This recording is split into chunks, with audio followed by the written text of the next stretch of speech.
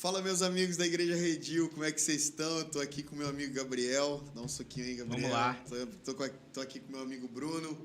A gente está aqui para o primeiro Redilcast, dessa vez filmado, né? Filmado. Meu Deus. Tivemos alguns Redilcast só em áudio.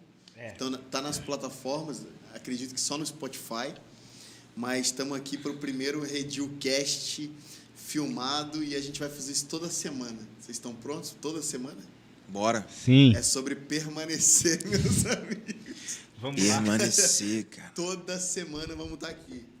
E hoje, o assunto primário aqui, acho que a gente chegou à conclusão juntos que esse assunto é muito pertinente. Inclusive, sempre falaremos de assuntos pertinentes, assuntos relevantes, atuais.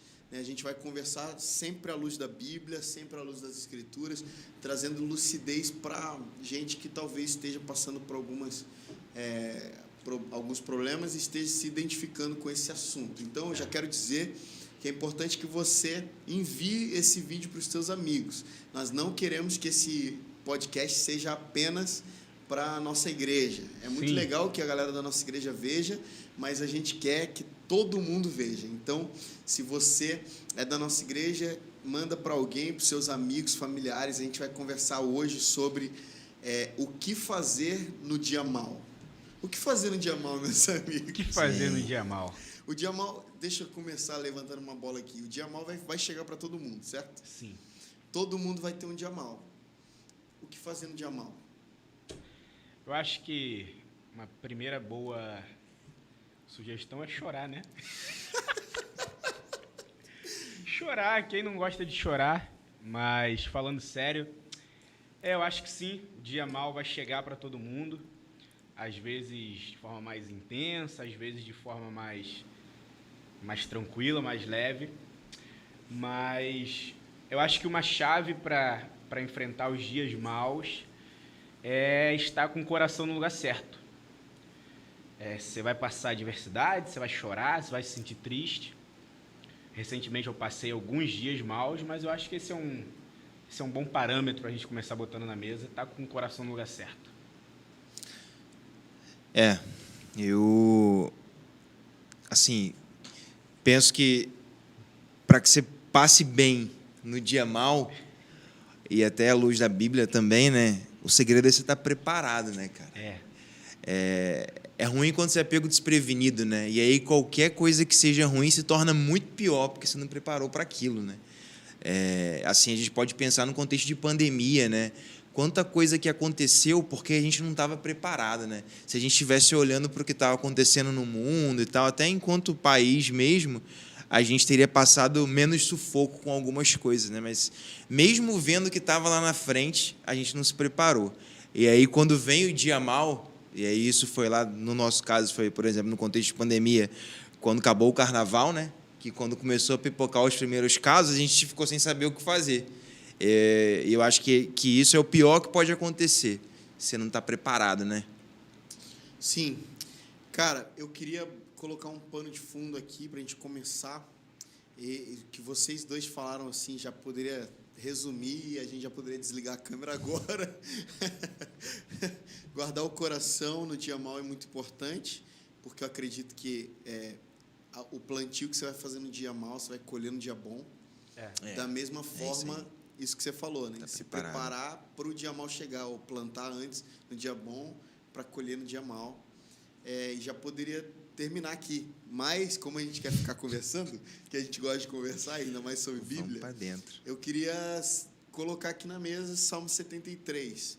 Salmo 73 conta a história a narrativa de um homem líder de adoração do templo do tabernáculo de Davi, Asaf, um cara de Deus, um cara que liderava a adoração incrivelmente, e esse cara tem um dia mau, uma estação ruim, muito ruim. Né? Ele está leproso, ele está em luto e bate nele a síndrome que é muito, muito presente nos nossos dias, que é a comparação. Né? A gente abre o Instagram e tem sempre alguém melhor que a gente, mais inteligente, com mais seguidores, mais influente. A gente abre o YouTube e tem sempre mais números na nossa frente. E é quase que inevitável que a comparação venha. Quem fala para mim que não tem esse negócio de comparação, está mentindo, na minha opinião. Ah, não, nunca me comparei com ninguém porque eu acredito só no que Deus diz sobre quem eu sou. Eu acho que esse cara está mentindo.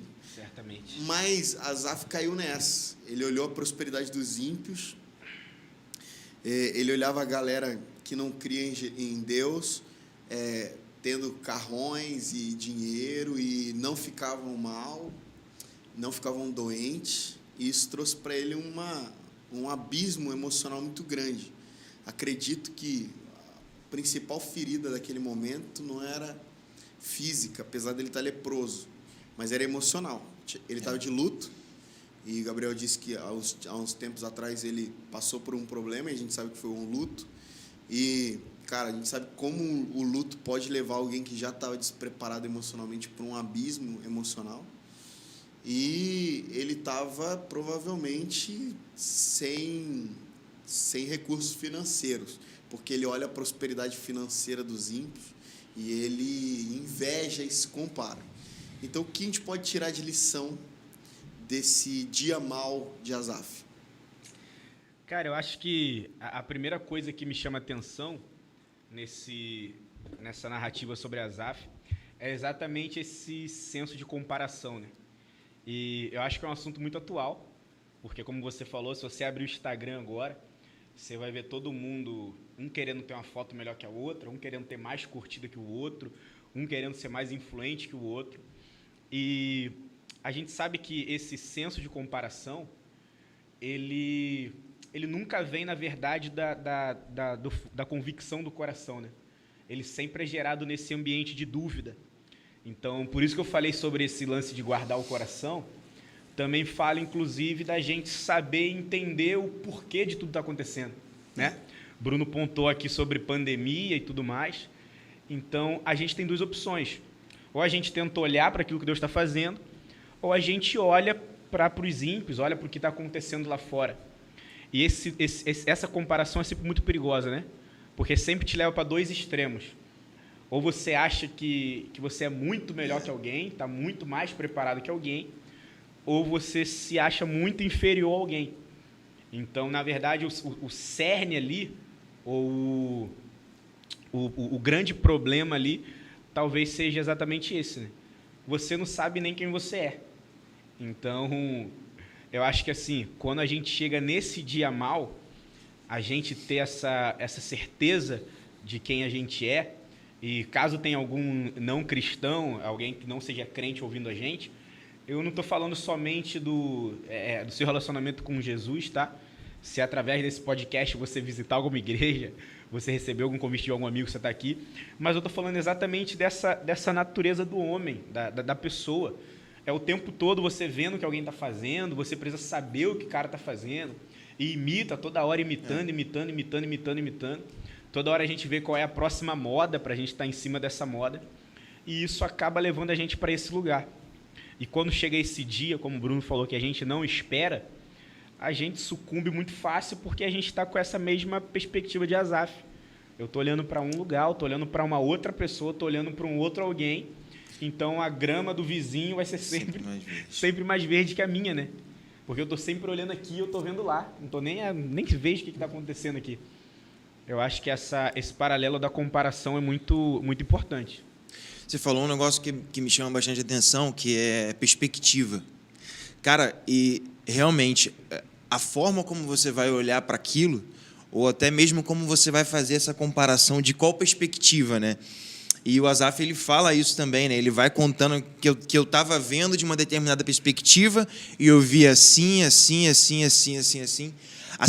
Até que em um determinado momento, algo aconteceu e a minha perspectiva mudou. E aí ele viu a mesma situação. Repara que a situação não mudou, é a mesma situação. Mas ele está vendo de uma perspectiva diferente, de uma perspectiva divina. E eu acho que o convite para a sabedoria, né, do cristão no dia mal é, cara, o quanto a gente consegue olhar aquilo ali de uma perspectiva divina. Como Deus está vendo aquela situação, né? Tem até um ponto que ele fala que aí ele vai vendo, né, e tal, ele se arrepende da forma como ele estava olhando, da forma, da perspectiva que ele estava tendo. E aí ele fala que aos teus olhos eu devia estar parecendo um animal irracional. Então você vê assim, cara, da perspectiva divina, a coisa muda totalmente de posição. A gente aqui dentro, né, da pandemia, que é o nosso contexto hoje, tem uma perspectiva muito rasa, muito pouca do que está acontecendo, mas imagina na perspectiva divina, como que Deus está vendo a pandemia? Qual o propósito, né? Qual o objetivo disso? Então, eu acho que, para o cristão, o caminho para ele passar bem no dia mal é achar qual é a perspectiva divina daquilo ali, né? Daquele dia que ele está passando. Pelo menos em Asaf, para mim, isso fica bastante clara essa lição, né? Fica claro também em Isaías 6.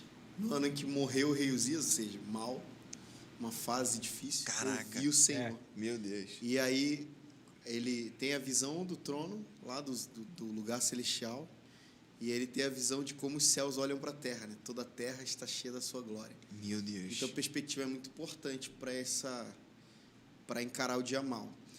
Agora, nem todo mundo está conseguindo agora ter a perspectiva do céu. Inclusive, o maior problema do cristão não é passar dificuldade, porque todo mundo passa, né? Você falou, cristãos ou não cristãos passam dificuldades. E agora, na pandemia, está todo mundo debaixo do mesmo guarda-chuva, né? Nivelou muita gente. Nivelou. Não tem rico, pobre, não tem cristão, não cristão. Todo mundo está suscetível à pandemia, a se contaminar. Mas o cristão está entrando numa onda que, para mim, é preocupante, que a gente não sabe como lidar, não sabe como olhar com a perspectiva do céu nessa situação. Então, eu acho que o grande problema do cristão não é passar problema, ele vai passar. O grande problema do cristão é que no primeiro problema ele puxa o eterno para o momentâneo muito facilmente. Então, começa a lidar com as coisas de maneira terrena. Então, é o famoso discernimento.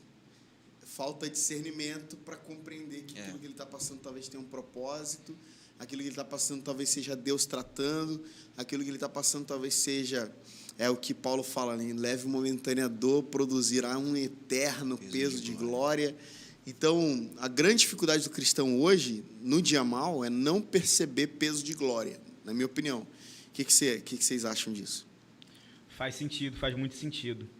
E outra coisa que eu estava pensando aqui, talvez mais para frente a gente pode abrir mais um pouco isso, mas enquanto o Bruno falava, eu percebo assim, né, olhando no Instagram, rede social, vocês também não acham que essa forma de reagir a esse dia mal também não é um pouco da maneira como essa nossa geração enfrenta as coisas? Tipo nesse cenário de que tudo está sendo visto, tudo é compartilhado, tudo é repostado. Às vezes eu tenho a impressão de que parece que tem gente que gosta de estar nesse ambiente, sabe?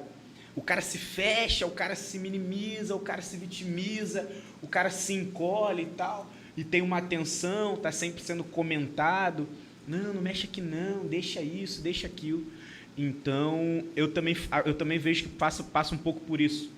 E no outro contraponto disso, ou no outro paralelo, eu vejo que ainda dentro da igreja, com essa falta desse entendimento de peso de glória, é um momento, vai passar e tal, faz parte do processo, tem uma galera que se aproveita dessa estação que está sobre essa geração, e a galera literalmente está barganhando com isso.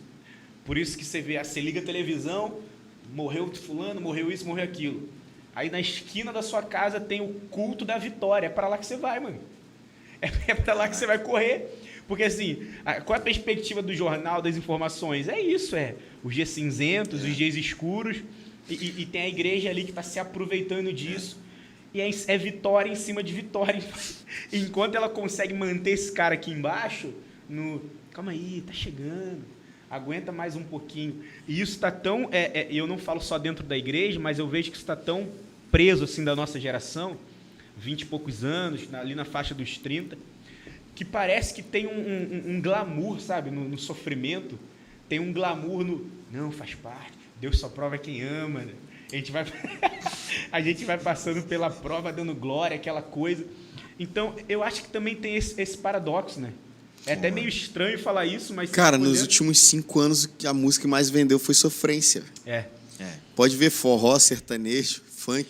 Não, e o mais doido verdade, é que fica claro que a igreja ela responde a esses anseios na mesma perspectiva, né? Então ela responde, em vez de puxar a perspectiva do cara para uma perspectiva celeste, ela responde para ele, ela dá para ele aquilo que ele precisa naquela perspectiva. Oferece vitória. Então oferece, não, aqui você vai tomar essa água aqui e o Covid não vai te pegar.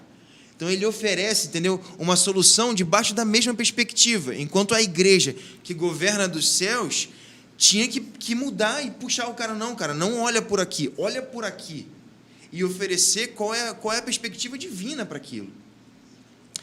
E aí, poxa, mas isso eu vejo porque, a grosso modo, a gente não tem essa resposta, porque a gente passa batido pelo segredo que Asaf parece ter descoberto. Porque, assim, a transição dele, da perspectiva humana, comum, normal, né, para quem estava enlutado, para a situação que ele estava passando, por uma perspectiva divina, cara, passa ali batido no texto muito rápido, mas ela tem muita diferença. Que é, cara, eu olhava as coisas dessa perspectiva até que eu entrei no templo do Senhor. E aí a perspectiva do cara muda. O que me leva a crer que a gente olha da perspectiva terrena e oferece solução dessa perspectiva porque nos falta entrar no templo do Senhor. E aí por isso que a gente não consegue ver do mesmo lugar que Deus vê. Entendeu? Eu acho que é isso. Aqueles. Deus abençoe, então. Tchau, tchau. Cara, mas... Tom falou algo engraçado, mas é sério. Como eu falei, né? Talvez pode ter um não cristão assistindo aqui. Então é bom a gente estar sempre fazendo esse paralelo. E esse lance dessas músicas de sofrência aí, que estão estourando, estão bombando, a gente está rindo, está brincando, mas a galera compra, ou a galera abraça aquilo que o cara se identifica, né? Então você vê lá que fulano foi embora e me deixou e tal, e o cara tá ali chorando, ouvindo e bota no... Então parece que esse apego ao... eu tô sofrendo, mas eu ainda lembro um pouquinho de como era, sabe? Eu tô aqui, mas, poxa, que saudade lá do Egito, que a gente tinha comida, sabe? De verdade. Você tirou a gente de lá e tal. Então parece que é algo que não só tá dentro da igreja, mas também tá aí, tá espalhado. Tá em cima dessa estação, dessa galera. E parece que tudo é um motivo para... Tudo depois se transforma em curso, né? tudo depois se transforma em curso. Eu passei, eu venci. Se você abrir o Instagram agora, é o que mais tem. Sabe essa vida que você não aguenta mais? Sabe essa vida? Arrasta pra cima. Arrasta pra cima. Eu tenho um amigo que faz uns 4 e não muda. Eu falei, mas cara, cada curso que você compra, quem fica rico é o cara. Quem fica rico é o cara lá. Então a todo tempo a gente tentando se apegar em alguma coisa para sair desse dia mal, no sentido de não era para acontecer, não era para estar acontecendo. E no outro paralelo eu vejo essa geração que, beleza, vou sofrer e tal. Aí tem mais atenção, ganha mais like e tal, essa coisa toda. Então eu acho que, como o Bruno falou, né, são 2 lados, mas eu acho que o problema aqui, se a gente centralizar, a gente chega no mesmo lugar. Tá, então deixa eu tentar entender onde a gente está na conversa. Quer dizer, então, que no dia mal você não tenta sair do dia mal. Você tem que curtir o dia mal, porque talvez o dia mal te seja mais professor do que o dia bom, certo? Sim. O que eu quis dizer foi o seguinte... Não mais professor, né? Porque todo mundo gosta de um dia bom, né, cara? Um dia de... Não, mas às vezes o dia mal ensina mais do que o dia bom. Fala a verdade. Ensina mais? Ensina mais. Você não acha que ele pode ensinar também e ele pode ensinar uma lição diferente, uma matéria diferente? Porque, poxa, eu também acho que é muito legal ter dias bons, cara. Dias de praia. Não, eu não estou dizendo que não é bom. Eu estou dizendo que... aprende bastante coisa, eu estou dizendo que as canções mais poderosas que eu compus foram no dia mal. Porque eu aprendi mais, eu estava mais atento. Então, é eu não estou falando aqui que a gente deve curtir a sofrência, igual ele está falando. Mas eu tô dizendo aqui que a gente deveria valorizar mais o dia mal. Porque, assim, se para cada sofrência tem uma campanha de 7 semanas de vitória, as pessoas estão tentando fugir o tempo inteiro do aprendizado que o dia mal trouxe, entende? Ou deveria trazer. Está entendendo o que eu estou dizendo? Estou entendendo. Só que aí a gente tenta escalar o mais rápido possível para sair disso, entende? Então é tipo assim, eu lembro que um dia eu estava passando um dia terrível, e aí um pastor amigo meu disse para mim assim, sabe esse gosto amargo que você está sentindo na tua boca? Aí eu falei, nossa, eu tô. Claro que era simbólico, né? Era ilustrativo. Sei, tá horrível. E ele disse assim, não tenta experimentar outra coisa para esquecer o gosto amargo, mas tenta conviver o resto da vida com a lembrança do dia mal, e toda vez que o dia mal vier, essa lembrança, vai vir esse gosto amargo como de um sinal de que você nunca mais deve voltar para esse lugar, sabe? Tipo, nunca mais volta para aquele lugar. Você aprendeu a lição. Uhum. Então, eu acho que quando a pessoa tenta sair rapidamente do dia mal, ela não é aprovada. Claro que tem gente que o dia mal dura um dia e acabou e ela é aprovada. Não estou falando que isso é uma regra. Eu só estou dizendo que nós deveríamos curtir mais o dia mal. Entende? No sinal de tipo assim, respeitar os processos. Exatamente. Tipo assim, tô mal, mano. Tô mal. Alguma coisa aconteceu e eu tô mal. O quê? O que aconteceu? Não sei o que aconteceu. Pode ter acontecido qualquer coisa. Eu tô mal. Não interessa. Beleza. Primeira pergunta, talvez, que a gente deve fazer é, Senhor, o que o Senhor quer me ensinar nesse dia? E não é tipo, como é que eu posso sair desse lugar? Entende? É isso que eu estou falando, entendeu? Entendi. Eu acho que ele realmente traz ensino. O próprio Asaf aprendeu, né? Aprendeu a ver da perspectiva divina, minimamente. Mas eu entendo que curtir o dia mal pelo dia mal, aí eu acredito que não, mas pelo ensino que ele traz. Se a gente realmente passar por ele e não tirar proveito nenhum, realmente é meio complicado. E essa nossa tendência escapista, né, de fugir, está inclusive em como a gente interpreta as escrituras, né? Isso já é um background nosso, como a gente interpreta os últimos dias, por exemplo. Polêmico, vai dar um corte então, isso aí. Vai dar um corte, Alexandre. Então, mas assim, sobre muitas coisas. Não, disserte sobre isso. A gente quer ouvir. A gente tem, se você quer saber mais sobre isso, Metanoia. Esse cara tá 1 mês falando só sobre isso. Calma. Esse é o cara. Mas cara, a gente replica esse background realmente em tudo que a gente faz. A gente foge de problema e a gente, na vida ordinária, tem uma situação muito ruim. Então, você tem, por exemplo, problemas de casamento, onde as pessoas não querem resolver, elas não querem passar por esse mal e aprender com os conflitos e amadurecer. Então, eles fogem. A pandemia também trouxe isso brutalmente para os casais, né? Porque agora, cara, parece que o número de divórcios aumentou exponencialmente. Absurdamente. Por quê? Porque antes as pessoas não queriam olhar um para a cara do outro e fugiam. Cara, eu vi essa matéria na internet e eu achei que chega a ser cômico, né? Eu achei que era brincadeira, mas era sério. Porque aí teve até um relato de... Tô rindo, mas é coisa séria, gente. Teve até um relato de um cara que ele falou que era isso. Ele saía de casa muito cedo para trabalhar, emendava não sei aonde, chegava em casa muito tarde, jantava com a esposa e dormia. Então, quando eles começaram a ficar em casa direto, era só treta. E divorciaram. E eu pensei, caramba, cara. Então, assim, eu acho que o que o Tom falou, eu acho que a chave é essa, né? Respeitar o processo. Foi quando eu disse esse lance do... Tem gente que né, romantiza esse dia mal, é esse outro extremo. Então, o cara, em vez de estar ali, como eu disse, né? Eu tô mal e tudo bem, tô mal, é um tempo, então vou respeitar, seja meu luto, seja o processo que eu estiver passando. Mas o que eu ainda vejo muito, só para deixar mais claro o que eu falei antes, é esse lance do cara de, opa, tô aqui, então é minha vez. Então é minha vez de ser o centro da atenção, é minha vez de ser o Quero cuidado, ser amado. é minha vez de ser amado, chegar na igreja, sabe aquele cara que chega na igreja e fica na porta da igreja assim, ó? Faz muito sentido. Aí passa todo mundo. E aí, mano, você tá bem?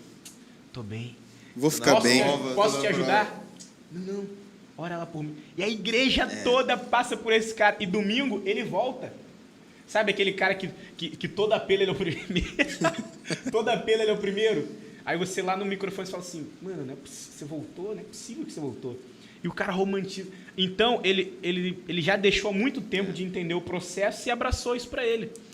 O que, na verdade, no fundo, é uma baita de uma insegurança sobre o que Deus pensa sobre ele, crise de identidade, o que leva a pessoa a um complexo de inferioridade. Então, o cara acha que é menor que todo mundo, e a única maneira de se inserir é fazendo com que as pessoas tenham dó.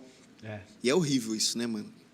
Eu acho que é muito ruim o cara negociar. É igual aquele cara que vem pedir esmola, né? Aí ele conta a maior história para talvez você ouvir o cara e começar uma conversa. E eu acho que é de fato isso, obedecer os processos.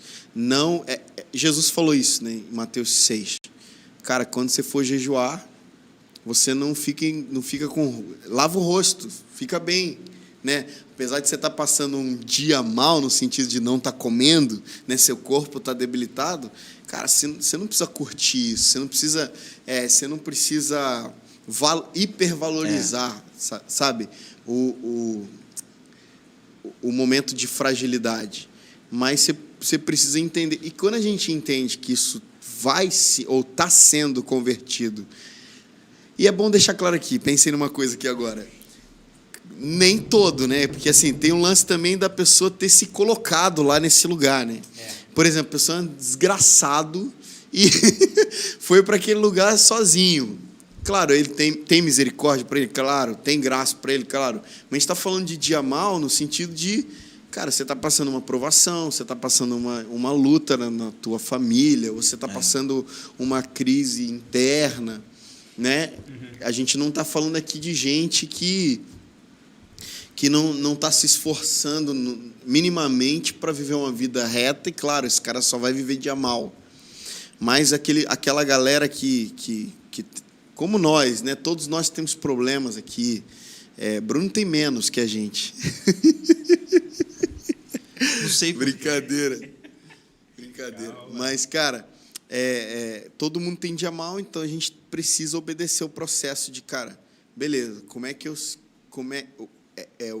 eu posso facilitar o tratamento de Deus na minha vida nesse processo, né? Então, respeitar o processo. E quando eu disse curtir o processo, obviamente não está querendo dizer gostar de passar por tribulação, mas aproveitar, sabe? Retirar o máximo de essência e de lição, sabedoria desse processo, para você não ter que voltar para lá de novo, né? Então, cara, se você não passou bem o ano inteiro, um ano letivo inteiro, você vai repetir o ano de novo, vai ter que fazer tudo de novo. Então, você não quer fazer isso tudo de novo, você não quer passar esse problema de novo. Então, o que você faz? Você aproveita, né? Cara, é importante que você passe esse dia mal. Agora, como? É aí que está o X da questão. A gente está meio que desamarrando esse embaraço aí, mas como? Como é que eu passo? Porque assim, a gente está falando, aproveito o dia mal. Como? Logo depois disso vai vir essa pergunta, né? Se a gente estiver discipulando alguém do nosso GD, aí você vai falar para ele, cara, você está passando dificuldade? Cara, aproveita esse momento para extrair o máximo. Um cara imaturo provavelmente vai te perguntar, como? Como é que eu faço isso? Porque eu não estou conseguindo ver, né? Aquela questão da perspectiva. Então, a pergunta é como? Como? Cara, muito bom. Eu vou responder já esse como, para te dar um tempo para você pensar. Mas o Tom falou algo... que eu já falei, tá bom? Mas tudo bem. O Tom falou algo muito interessante. Eu posso usar uma frase coach aqui? Pode. Eu recomendaria que você não arriscasse no inglês. Não é inglês, mas Mais uma vez eu ouvi Mindset, mudar eu o vi mindset. uma vez um coach gospel dizendo algo que eu achei interessante. Que ele disse que atente sempre para sua fraqueza, porque a sua maior dor é seu maior ministério. É até legal. Eu já ouvi falar isso também. Já ouviu? Já ouvi. E eu pensando nisso que o Tom falou, eu acho interessante até esse exemplo. Legal, aqui. legal. Faz né? sentido, não faz? Não, faz sentido. Faz sentido? Faz Faz. sentido. O Tom, por exemplo, deve ter escutado muita música ruim por aí, né? E ele carregou isso, não, eu vou fazer música ruim. Então, assim, até o exemplo que o Tom deu sobre a música, né? Que umas grandes composições vêm de dias ruins, e até pra gente levar pra vida inteira, cara, eu acredito, né? Não no coach, tá? Mas eu acredito nesse conceito de que existem processos que a gente passa para, de fato, a gente ter essa autoridade para falar com alguém. Ou a gente ser esse agente de autoridade, sabe? Ser esse transmissor de autoridade. Por exemplo, eu imagino que você deve ter recebido muitos feedbacks, né? Eu não vou cantar aqui, mas... Canta aí, Canta canta aí. Canta só um pedacinho. Ó, Minha Alma Louve, né? Quando você lançou, acredito que você recebeu muito feedback. Imagino o quanto de gente que se identificou com a canção, não querendo se apegar em algo para sofrer, mas vendo em alguém que passou pelo processo que ele passou, né? Passou pelo processo que ele pode estar passando e viu essa luz, né? Ó, minha alma louve. Eu não vou cantar tudo, não vou cantar tudo. Mas, cara, eu acredito que também pode ter isso. A maneira com que a gente enfrenta, a maneira com que a gente passa esses processos, pode ser também um meio pelo qual Deus está dando maturidade para a gente poder lidar com essas coisas mais para frente, para a gente poder tratar outras pessoas mais para frente. E eu termino dizendo, como? Posso falar? Posso falar mesmo? Pode responder, meu amigo. Na boa, na pouca experiência que eu tenho tido com o discipulado, o como, no sentido de questões da vida cristã, geralmente é respondido da mesma forma, cara. Na presença de Deus, cara. E o problema é que a gente não quer ir para a presença de Deus. Dia mal, a gente quer tudo menos a presença de Deus. A gente quer alguém que responda os nossos anseios da nossa perspectiva. Eu não quero falar com ninguém. Eu boto uma música sertaneja, gospel sertaneja e vambora. E eu tô resolvido, entendeu? A gente peca, que também é um dia muito mau. O dia do pecado é um dia muito mau. E a gente se esconde de Deus. A gente pisa na bola, a gente se esconde. Então, tudo é motivo. Você vê, cara. Você pergunta pro cara, por que você não foi domingo? Porque eu tava mal. Por que você não está fazendo devocional? Pô, eu estou muito mal. Por que você não está conseguindo orar? Cara, porque eu estou muito mal, porque estou passando um problema. Cara, enquanto tinha que ser justamente o contrário. E quando você vê na Bíblia, todos os homens de Deus, me parece evidente que eles descobriram esse segredo de, nos seus maiores problemas, se lançarem na presença. E, cara, assim, eu vejo que Deus, Deus curte isso. A gente falou um tempo atrás sobre Jó. Jó passou por um dia mal. Nossa. Jó passou por uma estação muito mal. Jó passou por uma estação muito mal, né? Cara, assim, quem está em casa depois que não viu ainda, leia o livro inteiro como uma história única, como uma conversa. E é extremamente interessante, porque além dele passar tudo que passou, é demais quando os seus amigos chegam, cara. E os amigos chegam enlutados com ele, acho que ficam 3 ou 7 dias sem falar nada, só ali se lamentando com ele, respeitando a dor. Só que chega um ponto que eles começam a falar. E aí, Jó começa a falar também do quão mal estava sendo aquele momento para ele, sabe? Mas, tipo, Jó começa a falar coisas muito pesadas, o discurso começa a esquentar, e chega um ponto que, tipo assim, se aquele discurso estivesse sendo interpretado em um palco, seria uma discussão, na verdade. Sim. É porque a gente lê 40 capítulos, né, a gente perde um pouco de vista, mas aquilo ali já devia ser uma discussão, uma confusão danada, porque um fala, o outro fala e tal. Se bobear, estava rolando palavrão na época deles, xingamento, sei lá, cara, mas você vê que eles falam coisa muito pesada. E Jó fala coisas muito pesadas com relação a Deus. Mas interessante que, assim, para mim, o mais interessante é como Deus se apresenta. Porque Jó estava falando muitas coisas, mas o que ele estava falando implicava em relação. Implicava em que ele estava tentando entender qual é a perspectiva divina. Porque era justamente isso que ele estava questionando. Naquela época, né, se tinha um entendimento em que muito binário, do tipo, se você é um cara bom, você vai ser abençoado. Se você é mau, você é amaldiçoado. Logo, pelo que Jó estava passando, e até os amigos dele defendem essa perspectiva, logo, Jó fez alguma bobagem muito grande, pisou na bola muito grande. E Jó, da mesma perspectiva, falou, não, eu não fiz bobagem, então tem alguma coisa errada. E essa coisa errada está em Deus. E aí ele começa a questionar, mas o que ele estava tentando entender ali? Qual é a perspectiva divina? Então, o que ele estava fazendo é buscando a resposta em Deus. Estava se lançando na relação. E qual é a posição de Deus? Cara, Deus podia ignorar aquilo ali. Mano, mas Deus vem. Jó estava falando barbaridades, mas Deus aparece ali. E Deus não vem em uma ovelha muda. Ele vem no meio de um furacão, tipo assim, vem com o pé nos peitos, sabe? E o discurso de Deus também é muito longo, falando onde você estava quando eu lancei os fundamentos da terra. Então, Deus, ele se dá o trabalho, sabe? De explicar, de convencer Jó da perspectiva divina. E aí sim que vem o grande momento, né? De que eu te conhecia de ouvir falar, mas agora eu te conheço porque você me convenceu quem você é. Na verdade, o que Deus fez foi isso. Convenceu Jó. Então, eu acho que Deus, ele tem esse interesse e ele gosta disso, sabe? De se fazer parte da relação. Então, eu acho que por mais aflito que o cristão esteja, por pior que seja esse dia, ele tem que encontrar a sua solução, a sua posição no templo do Senhor. Sim. Como Asaf encontrou. E ele não precisa, tipo assim, mudar a sua postura ou maquiar o seu sentimento ou a sua reação com relação a esse dia mal. Não, ele tem que ir para dentro da presença de Deus com tudo. Sim. E rasgar o coração lá, mas rasgar o coração na presença de Deus.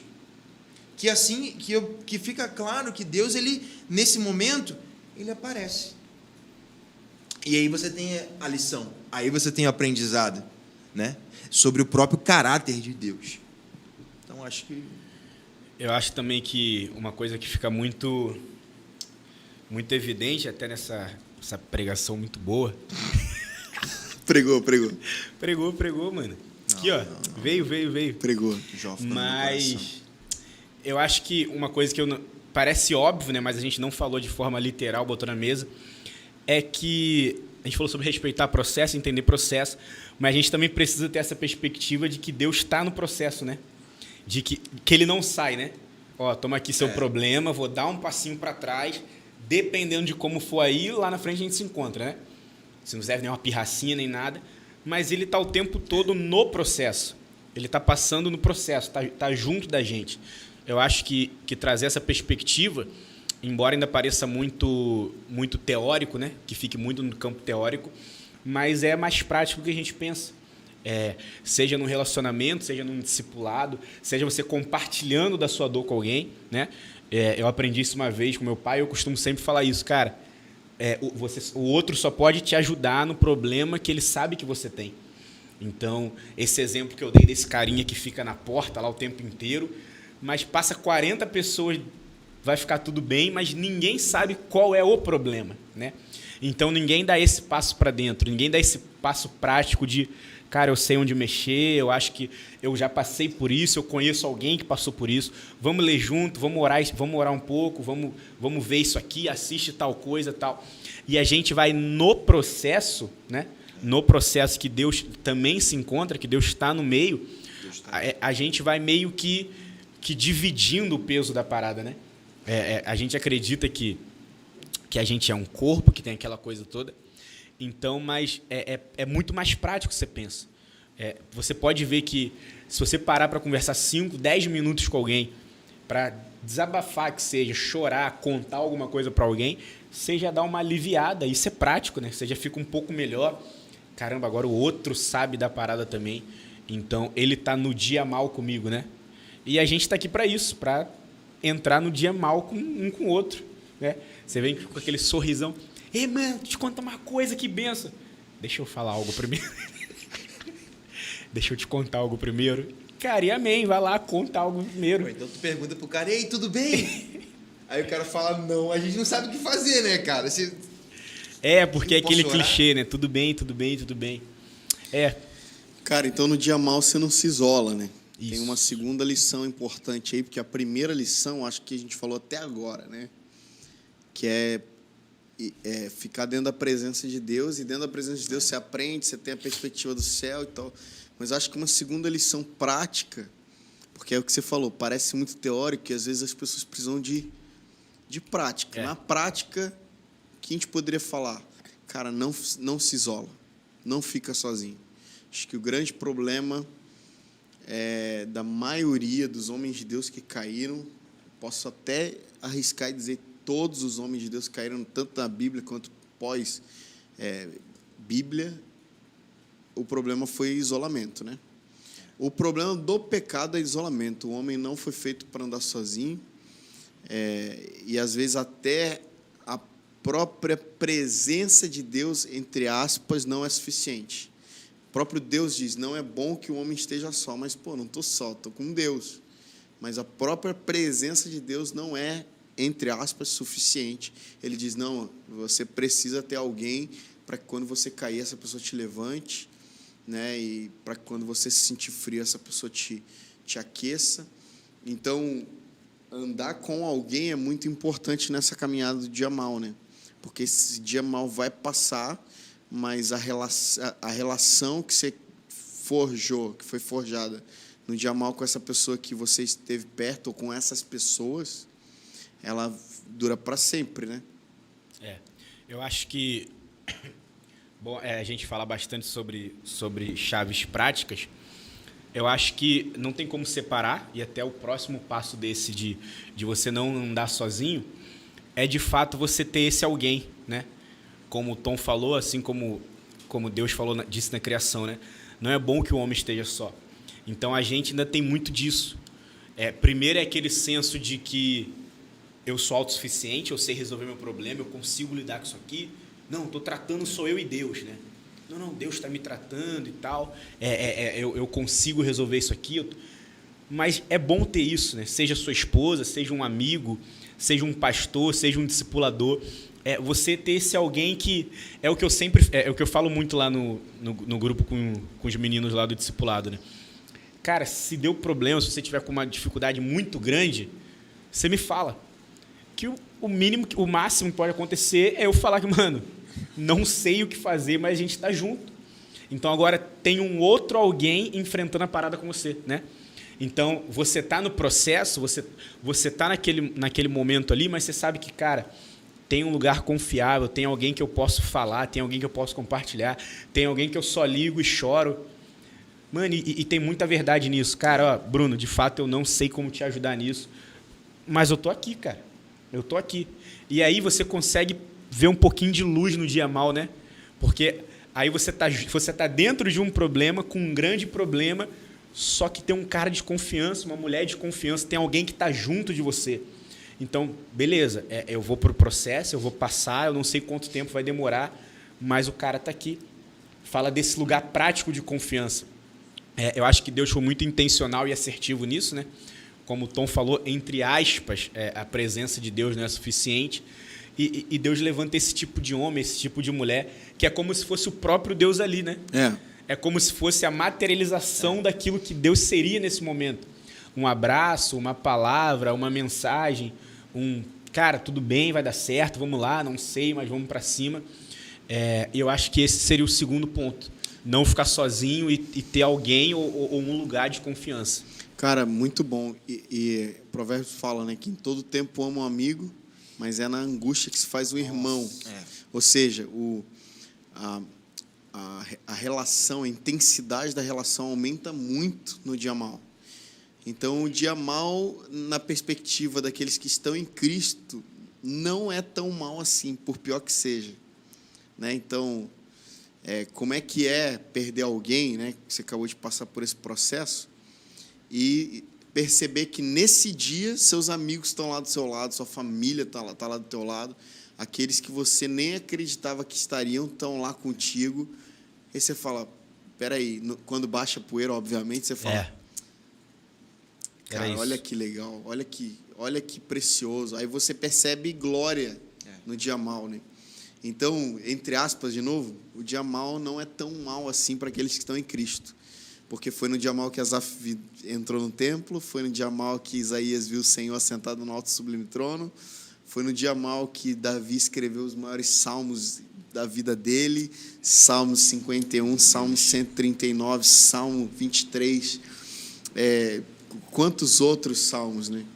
E foi no dia mal que um monte de gente se reergueu, aprendeu outras lições. Foi no dia mal que Pedro tinha acabado de negar a Jesus. Jesus aparece para ele, transforma a vida dele e ele vira o pai da igreja.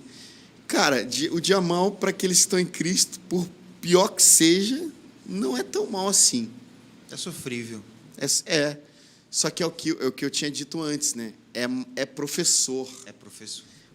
A dor deve ser pedagógica. Se a dor não ensinar, a alegria não ensina, mano. Entende? Você não dá valor.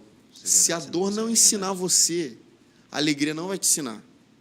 Não é um dia no parque que vai te ensinar o que o dia de luto te ensinou.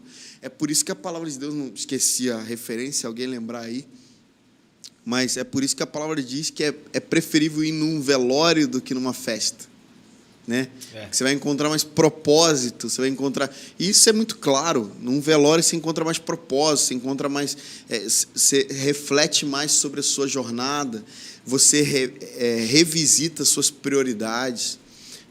A gente vai ver num velório gente que não se falava voltando a se falar, né? Reconciliação, uma decisão de andar novamente com Cristo a partir de uma perda, porque o cara pensa, cara, pode ser eu amanhã, então eu vou... Então, cara, de verdade, a dor precisa ser, nem sempre né? Muita gente passa e não aprende, infelizmente. Mas a dor deve ser, ou pode ser, pedagógica para quem decidiu entrar no templo.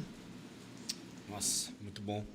E eu acho também, pegando esse gancho no que o Tom falou, eu acho que fala não só desse processo de pedagogia, mas também, quando você falou a respeito do aprender, eu acho que é meio que um divisor, né? Porque, assim, enquanto está tudo muito bem, as situações que te cercam, as pessoas que te cercam, todo mundo só tem motivo para estar ali, né? Sim. Então, mais uma vez, entendendo os processos, aprendendo com os processos, é na hora da peleja, mano, é na hora do quebrei, que você vê que o cara realmente olha para você e vê um propósito por trás de você, né? Vê alguém por trás de você, vê vida atrás daquela estação, daquele tempo. Então, talvez também isso realmente é a coisa mais prática. O Tom falou sobre o lance da gente parar e ver glória depois, que realmente aconteceu isso, né? No momento de luto e tal, realmente a gente não sabe o que fazer. E quase todas as pessoas, quase não, a grande maioria das pessoas que foi lá em casa me visitar meu irmão e tal, era sempre a mesma coisa. Cara, eu não tenho o que falar. E você não tem o que falar. Você não se prepara para esse momento. A gente não está pronto para esse momento. Mas eu tô aqui. E eu conversei isso com minha esposa depois. Cada eu tô aqui, cada eu abraço, cada tamo junto, né? Que é externado, que é materializado, realmente entra nesse campo do cara, olha Deus aí, mano. Olha a graça da coisa, olha a glória da coisa, né? E você fica, mas por quê? Por quê? Cara, eu tô aqui, Deus está aqui, e é um abraço, é uma oração e tal. Então, eu acho que deve ser um aprendizado, não só no sentido de o que eu preciso aprender, mas a gente até às vezes entrar no campo da intencionalidade. Mano, tudo bem, tá dando tudo errado, né? Tá. O salário baixou, isso, aquilo, faculdade parou, beleza. Peraí. Vamos lá. Aonde eu entro nisso? qual é o propósito de Deus nisso. Não no sentido de que Deus quer te quebrar, né? Deus quer te deixar pobre. Não, mas, cara, tem glória aqui, ó. Tem uma coisa muito grande acontecendo aqui. Então, onde é que eu vou entrar? E a gente começa a perceber, como foi o primeiro tópico que você falou, né? É olhar com outra ótica. Então, assim, putz, tá, eu tô aqui, eu perdi o emprego, mas entrou um cara na minha vida. E aí, esse cara é o quê? É só para ouvir murmuração minha ou é alguém que está aqui para eu cuidar, para eu falar, para eu fazer? E a gente começa a olhar com outra ótica, né? E entra nesse campo do entrei em outro lugar. Mais uma vez, parece algo teórico, espiritual demais, mas não. Quando a gente fala de entrei no templo do Senhor, entrei na presença do Senhor, também fala disso, de você entrar nesse lugar de entender o que Deus está fazendo, né? Que é a posição dele. Então tá ali. E aí, o que Deus quer? O que Ele vai fazer? Como é que eu vou me mover aqui? E a gente, de fato, aprende muito. Eu, de um mês e meio para cá, tenho aprendido muito, aprendi muito. E no final, de fato, tem glória. Tem muita glória no processo. Pensando também no dia mal, no contexto de pecado, né? Até a gente é incentivado a confessar uns aos outros, seguindo essa mesma linha, né? Muito bom. Então, nesse contexto, Deus também tem algo que Deus dispensa no outro e que você vai encontrar no outro. Muito você glorioso. Precisa confessar para o outro para que você seja curado, para que novamente você aprenda, né? Para que você amadureça, né? Também no contexto de pecado tem essa questão. Muito Cara, bom. eu não tinha pensado nisso, mas é muita glória, né? Porque você pensa Deus falando isso, né? Bruno, confessa o pecado pro Tom, para que aí seja perdoado, para que aí seja curado. E a gente fica naquela, pô, Deus, mas você é Deus, pô, não tem como eu tem como eu falar aqui só para você. Já tô na instância superior. Ah, Deus, você não tem esse poder. Você não tem esse poder. Eu tenho que falar pro outro. Aí também traz essa glória do Deus. Eu tô ali no outro, mano. É como né? óleo, né? Tá mais perto do que você imagina. Que tá no outro, cara. Nossa. Muito bom. Eu acho que a gente está caminhando para o fim, porque eu acho que já faz mais de uma hora que a gente está aqui. Então, já vai fazer uma hora que a gente está aqui, então a gente está caminhando para o fim. Eu queria só deixar uma última porção aqui, estava pensando agora, que Cristo se fazer carne tem um ponto de conexão, um dos pontos de conexão do Cristo, do Verbo encarnado, é a dor. Uma das formas de Deus se conectar com o homem é a dor. Então, Isaías diz que ele é um homem de dor e ele sabe o que é padecer. Saber o que é padecer, saber o que é sentir dor, fala muito, pelo menos falou para mim. Uma vez eu estava escrevendo um capítulo de um livro e eu estava meditando sobre isso. E fala muito para mim sobre como que Deus decidiu, de fato, se conectar com o homem, sabe? Na dor. Então, imagina Deus pensando assim, eu não sinto dor, porque eu sou Deus.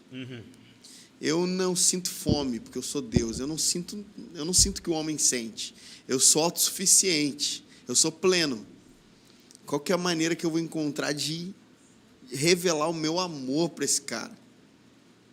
Eu vou sentir o que ele sente. Louco isso, né? Cara, isso fica evidente em Jó. Em Jó, eu tô com Jó na cabeça. Sai daí, Jó. Lázaro. Jesus, a gente crê, né, que Jesus era 100% homem e Deus, mas a sua natureza divina não lhe privou da dor da perda. E aí fala que ele chorou, né? Então, cara, mesmo ele sabendo que ele tinha o poder ou o que iria acontecer, ele experimentou a dor, né? Isso então serve como testemunho olha só que coisa doida, né? Jesus chorou, experimentou a dor da perda de um amigo, mas é proposital, como você falou, o propósito, o processo. Qual era a perspectiva de Deus? Qual era a intenção de Deus?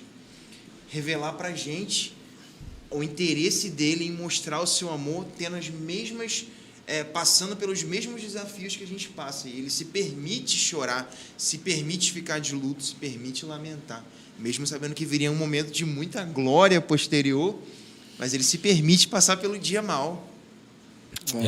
Eu acho que um versículo muito conhecido também, né, que a gente pode tirar um pouco dessa lição, é exatamente antes da crucificação, né? que ele vai lá orar e ele fala, Pai, se possível, passe de mim esse processo, né? Mas, contudo, seja feita a tua vontade. E sem ofender Jesus, sem ofender a relação, Deus fala, beleza, minha vontade é você morrer na cruz. E Jesus assina embaixo, amém. Porque entendeu o processo, entendeu qual era o motivo daquilo. Eu acho que isso também fala muito desse entendimento, né? E o versículo de cima é curioso que diz que, estando angustiado, orou ainda mais intensamente, né? Jesus passando aquele momento que nenhum ser humano experimentou, não foi para o Facebook falar mal de ninguém, não foi para o Instagram mandar indireta para ninguém. Ele abaixa a cabeça e ora ainda mais intensamente. Então, assim, eu entendo tanto o processo que a única maneira de eu me ligar ao Deus do processo é aqui. Vou chorar, vou sangrar, vou apanhar, vou bater, vão me bater, mas eu tô aqui. Mas eu tô aqui, eu tô na presença. No tempo. Preguei agora, hein? Pregou. Então, a gente tem que aprender com Jesus alguns pontos, né? Jesus não se defendeu. Jesus, como ovelha muda, ele foi até o matadouro. Jesus aumentou sua devoção, aumentou sua dependência, orou mais intensamente. Jesus foi submisso até as últimas consequências. Jesus foi submisso, então, submeter é falar, Deus, é o Senhor por trás. Porque mesmo que não tenha sido Deus que tenha posto a dor em mim, Ele permitiu. Então, Deus, tem o Senhor por trás disso tudo? Tem. Então, eu me submeto. E eu acho que o último é, cara, entender, olhar além do que os olhos podem ver mesmo. Olhar o processo, olhar o final, o propósito, olhar o prêmio, né? Então, Jesus passou por tudo que ele tinha que passar porque ele via o prêmio. A alegria que estava proposta, exatamente. Então, poderoso demais. Alguém quer dar alguma consideração, mandar um beijo para a esposa, para a família? A gente está terminando. Não, eu acho que é isso. É olhar para o lugar certo. Muito bem, então deixa eu falar para aquela câmera ali, ó. Galera, deixa eu falar para aquela câmera ali. Galera, é isso aí. Eu vou pedir mais uma vez que você, se você não é inscrito nesse canal, você se inscreva nesse canal aqui embaixo, você ativa o sininho para receber as notificações. Como eu disse, toda semana a gente vai estar aqui com um novo assunto como esse, descontraído, mas à luz da Bíblia, bem profundo. Eu vou pedir para que você também compartilhe com o máximo de pessoas que você puder. E a gente é a Igreja Redil, nós somos a plataforma da Igreja Redil e por isso a gente quer receber você aqui. Se você é do Rio de Janeiro, pode vir, as portas estão abertas, você vai achar a gente na @Igreja Redil lá no Instagram, onde a gente posta todas as nossas programações, todos os nossos avisos, e vai ser muito legal conhecer você pessoalmente aqui na nossa igreja, beleza? Então, Deus abençoe, obrigado, Brunão, obrigado, Valeu, Gabriel, tamo junto e até mais, tchau, tchau.